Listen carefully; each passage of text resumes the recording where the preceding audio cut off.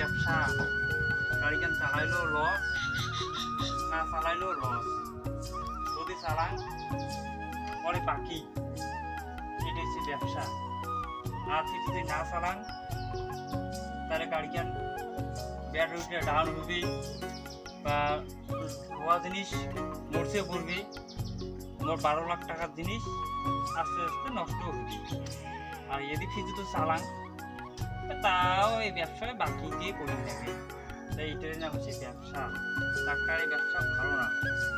যদি কাউ করি চান তাহলে মোর ভিডিওখান দেখিয়ে মনে এখানে ভাবি চিন্তিয়ে এই ব্যবসাটা করেন। সত্যি সত্যি পাওয়া দর্শন কিন্তু এই ব্যবসা হচ্ছে বাকি।